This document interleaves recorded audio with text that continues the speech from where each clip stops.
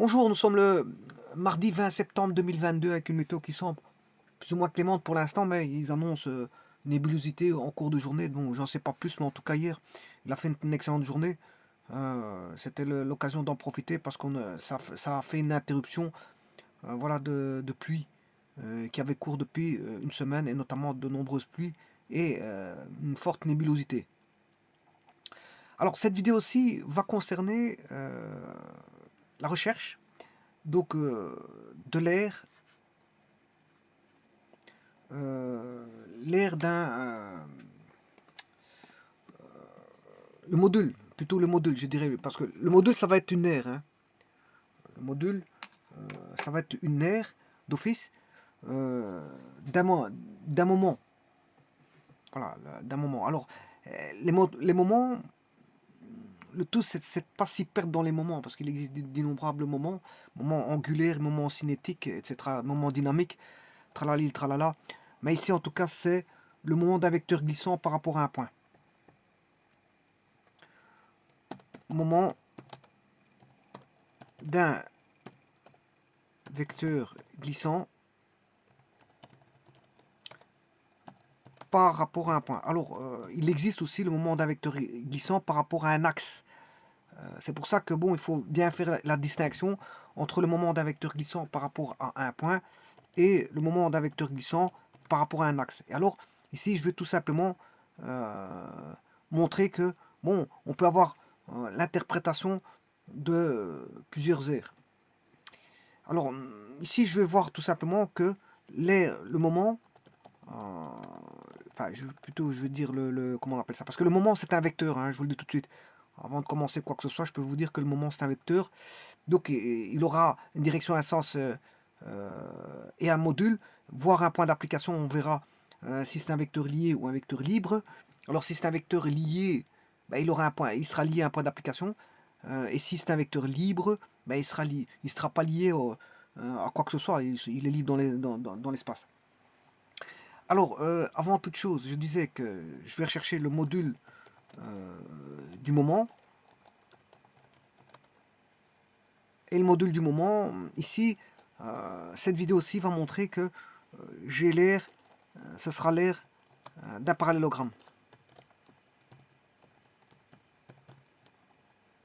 L'air d'un parallélogramme. Donc le moment du vecteur glissant pour, comment on appelle ça, le moment d'un vecteur glissant par rapport à un point, parce qu'il existe, comme je vous ai dit, le moment d'un vecteur glissant par rapport à un axe, eh bien ici ça va être l'air d'un parallélogramme.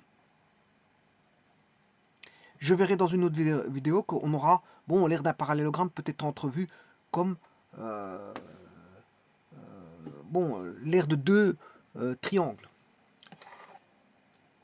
L'air de deux triangles. Alors, je rappelle que déjà, ces notions de parallélogramme et triangle interviennent dans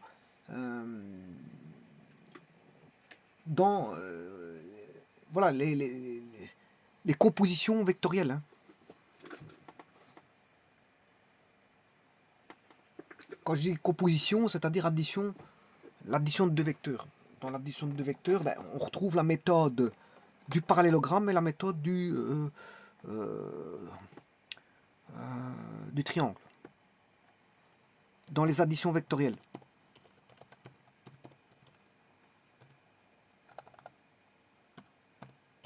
On retrouve toujours ces notions de triangle et donc il faut connaître très bien voilà, les formules du héron, d'El Kachi, les formules bon, du sinus, hein, du cosinus, c'est-à-dire les formules du cosinus, hein, a carré est égal à b carré plus c carré moins 2 BC cosinus alpha.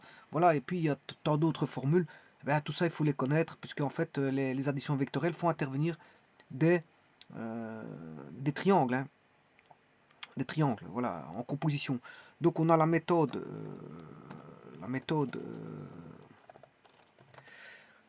du parallélogramme.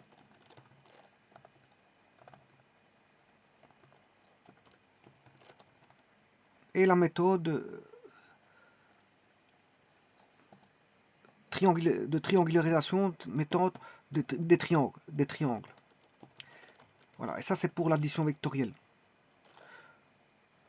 Par exemple, un cas de figure que je peux donner.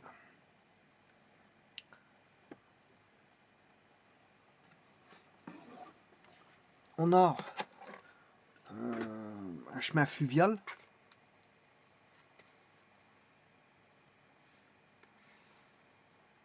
Auparavant, bon, il y avait, si je dessine une péniche, ici on a le chemin du halage. Chemin de halage. Et là, on avait avant des chevaux, voilà, des chevaux qui tiraient avec une certaine force. Il y avait un peu d'application sur le, voilà, sur le pont du bateau, enfin de la péniche. Les chevaux tiraient avec une certaine traction, ce qu'on appelle une traction là. Voilà, on avait ça c'est la corde. Alors bon, il y a une certaine force de traction. Alors la force de traction, je vais le mettre à qu'une. Voilà. On a une force de traction mise à l'échelle. Hein. Les forces toujours mises à l'échelle.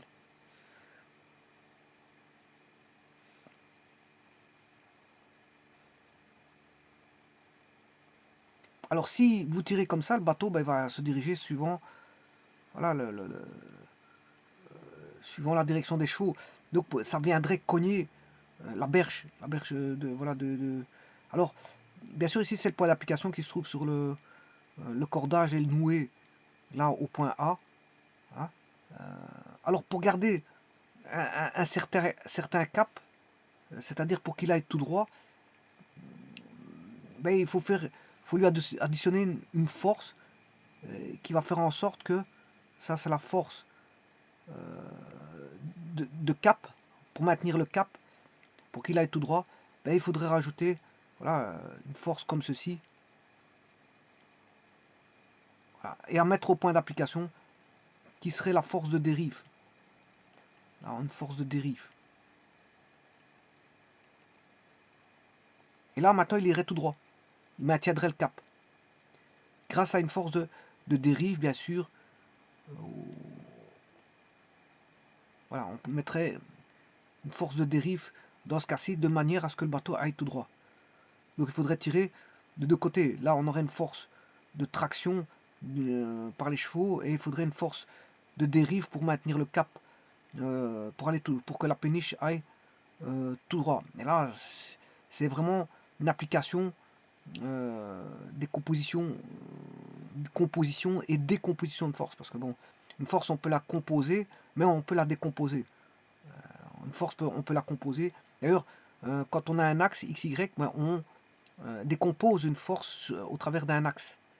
Voilà. Mais si c'est une composition, on a fait la composition de T avec la force de dérive pour avoir la force de cap, pour maintenir le cap tout droit. Alors le but, c'est pas que ça vienne cogner, bien sûr, la berge, comme je vous ai dit. Hein. Donc c'est pour ça que bon, ça fait des dégâts sur... voilà, ça fait des dégâts, le fait de venir cogner quelque part, ça fait toujours des dégâts. Qui voudrait bien voir son bateau se faire cogner par un autre bateau ou quoi aux caisses. Donc c'est pour ça que je vous dis que il faut éviter ces fameux chocs. Ces fameux chocs, il faut les éviter. Donc ça c'est bien sûr vous aurez compris, c'est le chemin de halage où il y a les chevaux.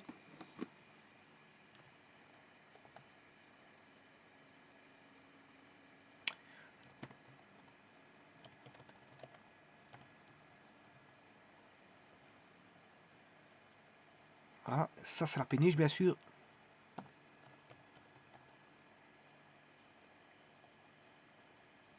Et là on a les chevaux. Bon, il faut pas forcément une très grande force, hein. Bon, je veux dire, parce que le bateau, lui, il suit l'eau, il suit le cours d'eau, donc les chevaux n'ont pas à donner, je veux dire, une très grande force. Bon, c'est pas de l'ordre de la tonne, hein, voilà, que les chevaux doivent tirer. Loin de là, ben, c'est une petite force. C'est une petite force. Alors, vous allez me dire, oui, la tonne, c'est une masse. Ben oui, mais vous connaissez que là, au travers de la masse, on s'est trouvé une force. Une force est égale à le poids. C'est bien que le poids, c'est une masse fois la gravitation, hein. Donc, ayant la masse, on peut avoir un équivalent, voilà, de force au travers de la masse, hein. En faisant la gravitation vaut environ 9,81 mètres par seconde carré. Euh, bon, on peut mettre 10, environ 10, hein. Vous mettez environ 10. Voilà, ayant la masse, ben, vous faites x10 pour avoir la force de traction. Donc le rapport entre la force de traction, la traction, la force de traction qui était par rapport à la masse, ben, il y a une constante, ça a une constante près, c'est-à-dire x10. Voilà, et donc vous voyez qu'on peut composer, on peut décomposer des forces.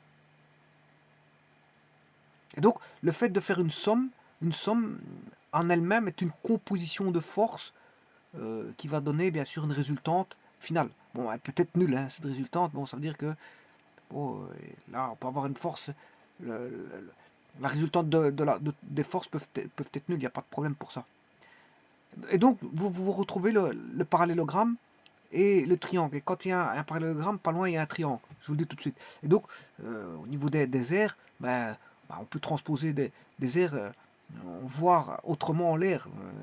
Plutôt que de le voir sur un parallélogramme, on peut le voir par l'entremise d'un triangle. Ça, c'est pas un problème. Et ici, justement, je vais voir que l'air est un parallélogramme. Alors, l'air d'un parallélogramme, vous allez me dire que c'est une multiplication. Bah oui, on aura besoin d'une multiplication. Mais justement, ici, comme ce sont des vecteurs et qu'on a des multiplications, on aura une multiplication vectorielle. Je vous le dis tout de suite. Comme ça, vous le savez que là, on devra faire une multiplication vectorielle. Alors, je vous rappelle que un parallélogramme, c'est une figure du plan, alors que le moment d'un vecteur glissant, c'est une notion spatiale. Spatiale qui fait intervenir euh, euh, euh, donc je vous ai dit le produit, mais le produit vectoriel, parce qu'il s'agit de vecteurs, et donc on aura des vecteurs, puisqu'on a, je vous ai dit que l'aire du parallélogramme c'est une multiplication, mais c'est des multiplications vectorielles. Et donc, comme on a un produit vectoriel, ce sont des notions qui sont, bien qu'on a un parallélogramme dans le plan, eh bien on a une notion spatiale. On a une notion spatiale ici. Eh bien, justement, ici, c'est là que je vais définir cette notion de... Avant toute chose, je vais voir le produit vectoriel. Euh, Parce que, pourquoi? Parce que vous aurez compris que qu'est-ce que c'est que le moment d'un vecteur glissant? C'est un produit vectoriel, mais défini bien spécifiquement. Alors avant toute chose, le produit vectoriel, je vous rappelle que c'est deux vecteurs u fois v. On peut l'écrire soit comme ceci, i, j, k vient au travers d'un déterminant d'une matrice, ou bien sûr u, les composants de u c'est u1, u2, u3. Voilà. Les composants de v c'est v1, v2, v3. C'est-à-dire, ça veut dire quoi ça? Ça veut dire que u est égal à u1 fois i plus u2 fois j plus u3 fois k. C'est des notions, c'est une notion spatiale. Et v, c'est pareil pour v. Qu'est-ce que signifie ça? Ce sont les composantes du vecteur. Là, les composantes du vecteur u pour u1, u2, u3. Et v1, v2, v3 sont les composantes du vecteur v, qui est v1 fois i plus v2 fois j plus v3 fois k, où, je vous rappelle, v1, v2, v3 sont des scalaires, alors que lui, c'est un vecteur, hein. U est un vecteur, U et V sont des vecteurs, mais U1, U2, U3 sont des scalaires. Mais c'est parce que pourquoi c'est un vecteur? C'est parce qu'on fait U1 fois I. Et un nombre fois un vecteur fait un vecteur. U2 fois J, c'est un vecteur. U3, c'est un scalaire, mais fois K, ça devient un vecteur. Et si vous faites une somme vectorielle, vous avez un vecteur U. Voilà, et voilà pourquoi on a un vecteur. Et donc là, il suffit de mettre U1, U2, U3, V1, V2, V3. Et donc là, calculer le produit vectoriel revient à faire U produit vectoriel V, qui est un vecteur que je vais appeler W, qui est un vecteur perpendiculaire au vecteur UV. Et donc, UV, ils sont où? Ils sont dans le plan. Ils sont dans un plan. Et dès le moment où vous faites le produit vectoriel, vous avez notion spatiale qui intervient. Donc là, on a un vecteur W. Alors, ce vecteur, alors ici, qu'est-ce que je peux faire? Si je fais le calcul, on aura I, U1, V1, je fais la méthode de, voilà, il suffit de recopier les deux premières colonnes. Sarus, la méthode de Sarus. Alors je peux dire quoi? Que I c'est U2, U2V3 moins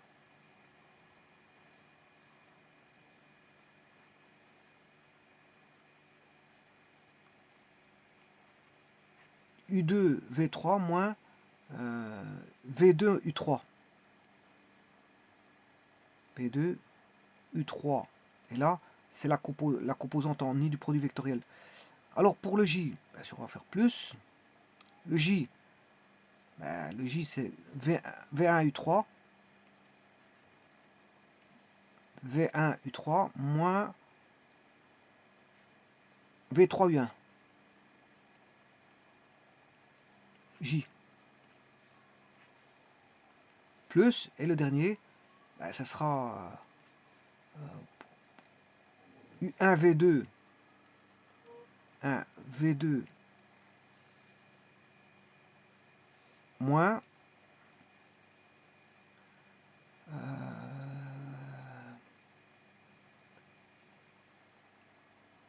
V1U2.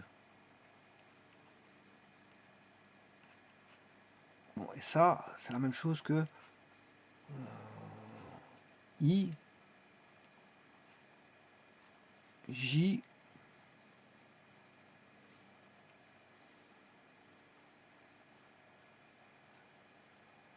et K. Ici, je n'ai plus tellement de place, mais je vais quand même le mettre. Donc, on a U2, V3, moins U3, V2. Alors, celui-ci, c'est V1, U3,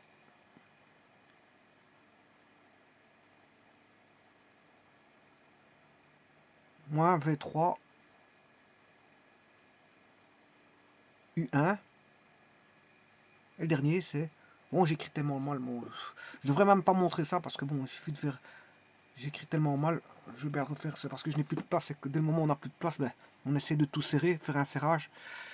Bon, je vais le refaire.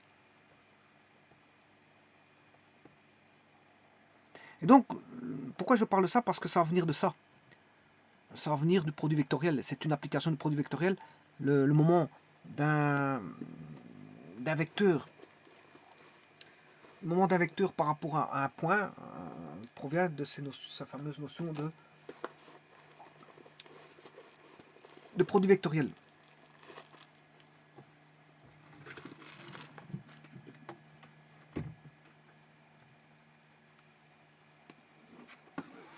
Donc le vecteur W peut s'écrire comme la réduction d'une matrice.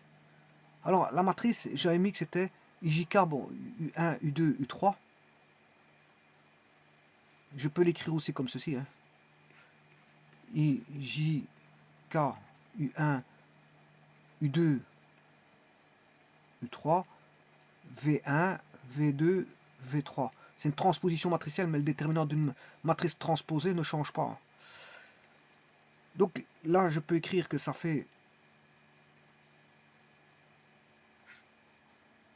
une matrice à base d'une 3 fois, je l'ai réduite, hein, à base d'une 3 fois 3, c'est une 2 fois 2. Là, réduction matricielle en 2 fois 2. Et là, une réduction matricielle en une 2 fois 2. Alors que là, elle est en 3 fois 3.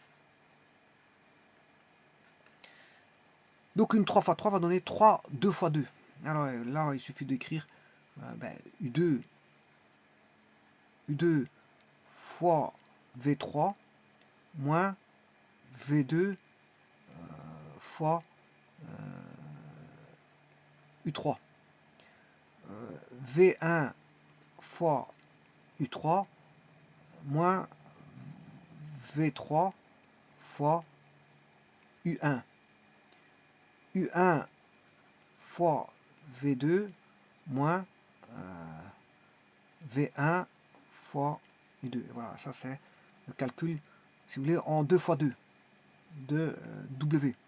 Voilà, donc vous voyez qu'on est parti, ce que je vous rappelle encore une fois, on est parti de, voilà, d'un parallélogramme, enfin, je m'excuse, on est parti d'un produit vectoriel. Et donc maintenant, je peux définir le moment d'un vecteur glissant par rapport à un point O. Alors là, il faudra définir certaines choses. Alors qu'est-ce qu'on appelle moment d'un vecteur glissant? Ça glisse. Il y a un vecteur qui glisse. Moment d'un vecteur glissant, il glisse sur un support. Alors le support, le voici, c'est delta. Ça veut dire que là, quelque part, je vais mettre un vecteur quelconque que je vais appeler, voilà, le vecteur. Je vais mettre un point A ici et un point B ici et former un vecteur qui est le vecteur AB. Alors, pour faciliter les choses, je peux l'appeler le vecteur V. Ça, c'est le vecteur V. Donc, c'est juste un vecteur qui glisse hein, au travers d'un support. Voilà. Et donc, AB est un représentant, un représentant voilà, qui est sur le support, delta. Et donc, le moment d'un vecteur glissant, pour l'instant, je suis dans un plan. Hein, je dessine tout dans un plan que j'appelle le plan pi. Voilà, tout est dans un plan. Pour l'instant, je ne suis pas encore sorti du plan, il n'y a pas de problème. Le moment d'un vecteur glissant qui est AB, qui est le vecteur V, qui est un représentant sur l'axe delta par rapport à un point. Voilà, il faut définir le point O. Mais je vais le définir sur pi. Alors, O est sur pi. Donc, ça veut dire que tous ces objets-là sont dans le plan pi. O, delta, le représentant AB qui est V. Voilà, tout ça, ce sont des objets du plan. Alors, qu'est-ce que c'est? C'est le produit vectoriel, c'est le vecteur, on va dire, lié. Attention qu'il est lié, équivalent, vecteur lié, bien sûr, OG. Et là, maintenant, ça, c'est comment est-ce qu'on appelle ça? Le moment. Le moment, il est là. Donc, c'est le vecteur OG. Il est lié au point O. Voilà, il est lié au point O. C'est le moment. Et justement, on l'obtient par le produit vectoriel, justement, ceci.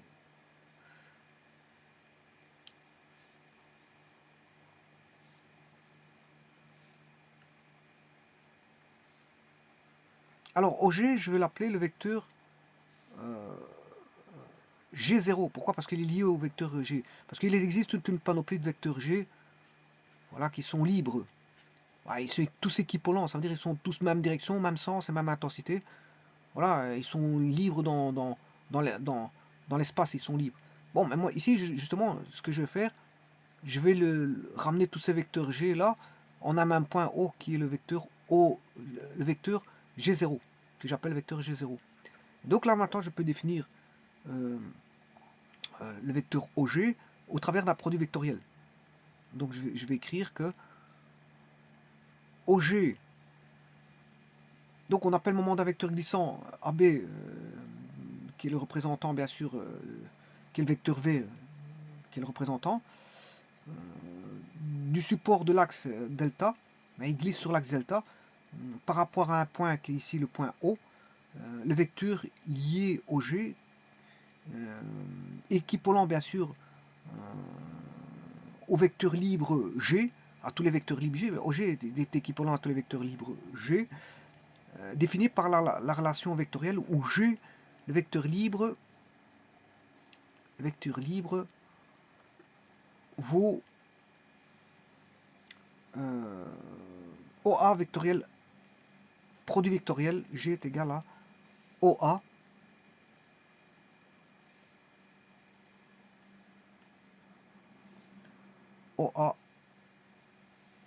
produit vectoriel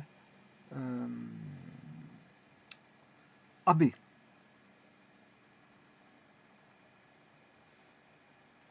Alors, je rappelle que AB, AB c'est V. Donc je peux écrire OA vectoriel V. Donc le vecteur glissant il est là. Alors qu'est-ce que c'est que O? O c'est une origine où on veut calculer le moment. On a un point O, on veut calculer le moment, on a un point O. Et qu'est-ce que c'est que le A? Ben, c'est l'origine du vecteur V. Et donc ça c'est un vecteur libre, hein. Attention que ça c'est G est libre. C'est un vecteur libre. Je n'ai pas OG, parce que si vous voulez OG, c'est différent, c'est un vecteur lié au point O. C'est un vecteur lié au point O. Mais de toute façon, comme je viens de dire par définition, le vecteur libre est égal au vecteur équivalent G. Donc je peux écrire que c'est OA vectoriel AB. Et donc OA vectoriel AB, ben, c'est OA vectoriel V. Voilà. Et donc vous voyez que c'est une notion de produit vectoriel. Ce n'est que ça. Et donc G0 d'office sera un vecteur qui sera un vecteur dans l'espace. Parce que bon, comme on a un produit vectoriel, ben, le produit vectoriel c'est une notion spatiale. Donc ici on aura d'office, d'ailleurs, notion spatiale parce que vous voyez les vecteurs IJK. Hein. Vous voyez IJK ici, donc on est bien dans l'espace, on n'est plus dans le plan. Par contre, dès le départ, j'avais des éléments tels que voilà l'axe, le vecteur V et O, ben, ça c'est dans le plan, mais dès le moment où vous faites le produit vectoriel, vous voulez calculer le moment, mais le moment est une notion spatiale. Le moment par rapport au point O. Parce qu'il existe aussi le moment par rapport comment on appelle ça, un axe. Voilà, alors maintenant je vais montrer que, connaissance, sachant ça, on va aller chercher les propriétés du produit vectoriel, moment d'un vecteur glissant par rapport à un point. Le moment, je vais regarder le module du moment et vous allez voir que c'est l'air d'un parallélogramme. Puisque si j'écris, bon, qu'est-ce que c'est que G0? Ben, G0 c'est un vecteur, hein, je vous rappelle. Pour l'instant, G0, ce n'est rien d'autre qu'un vecteur, qui est, comme je l'ai dit, le produit vectoriel de OA. Alors, ne pas confondre un produit scalaire et un produit vectoriel. Un produit vectoriel donne un vecteur et un produit scalaire donne un scalaire. Et donc là, on a OA vectoriel AB qui est V. Alors, maintenant, si je veux évaluer... donc j'ai sa direction, G0, en direction, G0 de V, est perpendiculaire au plan formé par O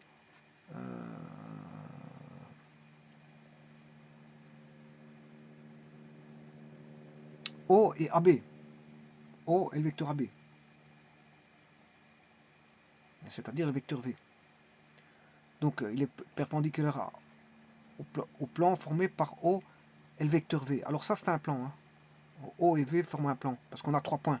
3 points non alignés forment un plan. On a O, et je vous rappelle que AB, c'est ceci, c'est O, et puis on a 2 points ici. Hein. Donc avec le point O, ça fait 3 points. Dans l'origine, l'extrémité du vecteur, ça fait 2 points. Et donc, la direction, elle est perpendiculaire au plan formé par O et V. Voilà, direction. Alors, le sens. Ben, le sens, ça dépend voilà.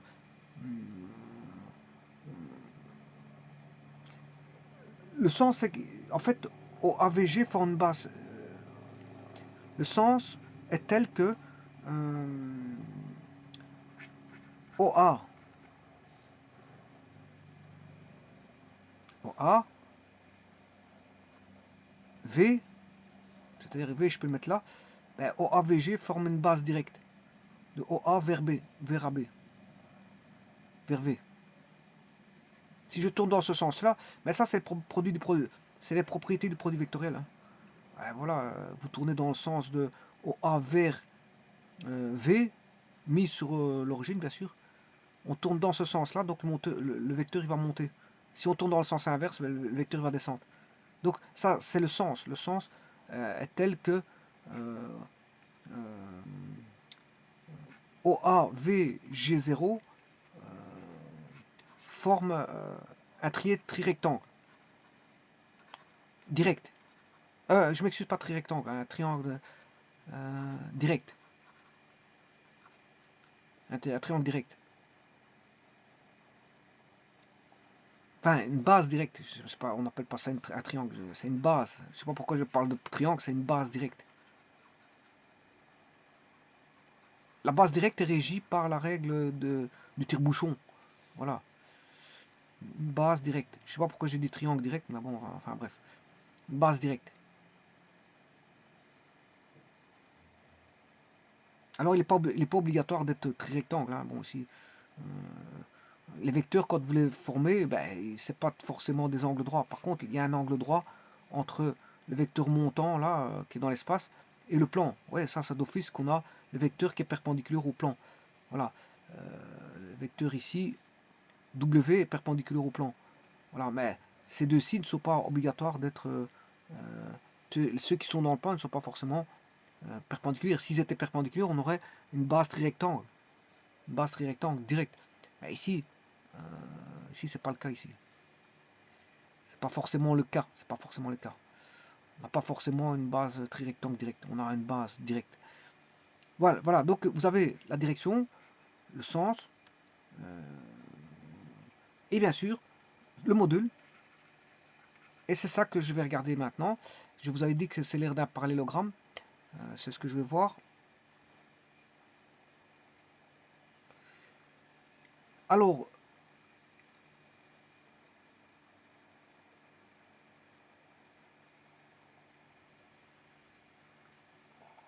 ce module c'est égal à la surface. Donc, je vous rappelle que le module c'est ceci. Hein. Ça c'est V. J'ai mal écrit V.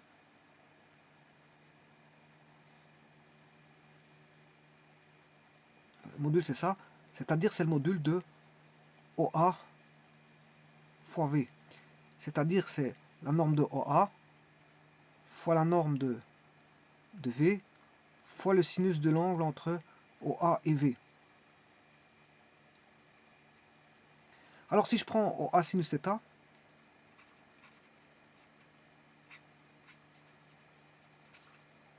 fois V, et bien justement c'est là qu'on voit qu'on a... qu'est-ce que c'est que OA sinus θ?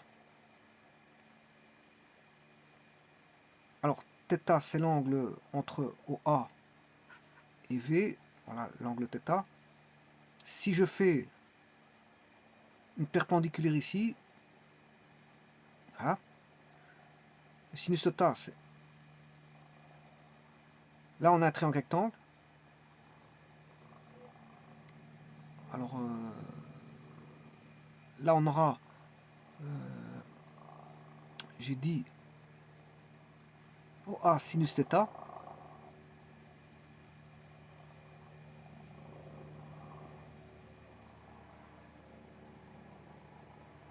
Alors, où a-t-on θ? On a θ ici, parce que celui-là, il est parallèle à celui-là.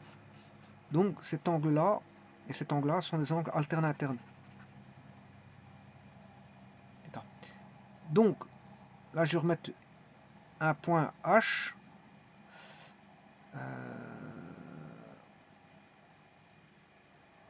On a côté opposé.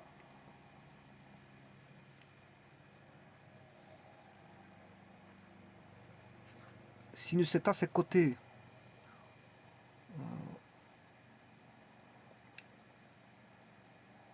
opposé sur l'hypoténuse.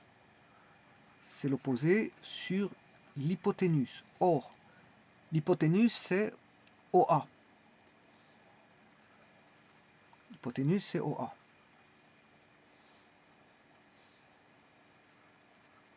L'opposé à θ, ben, c'est OH.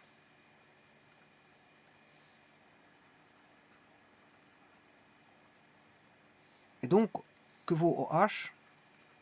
OH vaut OA sinus θ.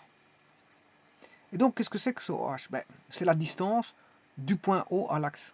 C'est la distance du point O à l'axe. C'est parce que la distance est toujours perpendiculaire. Hein.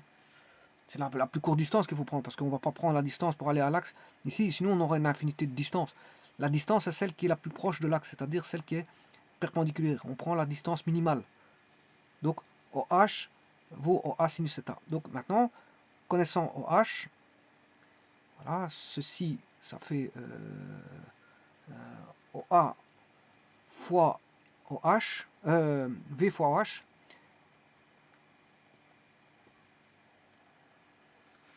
donc OA sinus θ fait OH, fois V, et ça c'est le module de G0 V, voilà, c'est égal à ceci. Voilà, justement, et c'est là que je vais en venir. Qu'est-ce que c'est OH fois V? OH, si je dessine ici le vecteur V, voilà, ici j'ai un parallélogramme.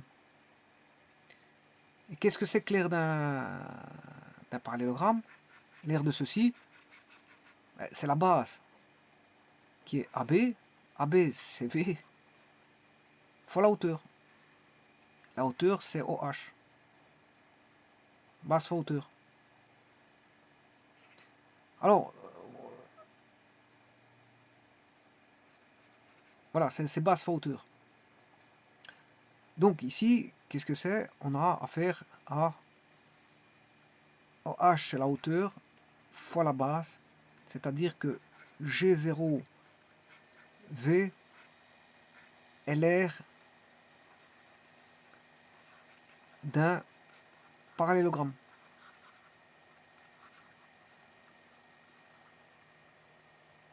C'est l'aire d'un parallélogramme. Oui, ben, dont la base c'est V. Hein. Voilà. La hauteur c'est la distance de l'origine du vecteur au point O. Donc c'est la distance, la hauteur c'est la distance de O à A. Ça c'est la hauteur.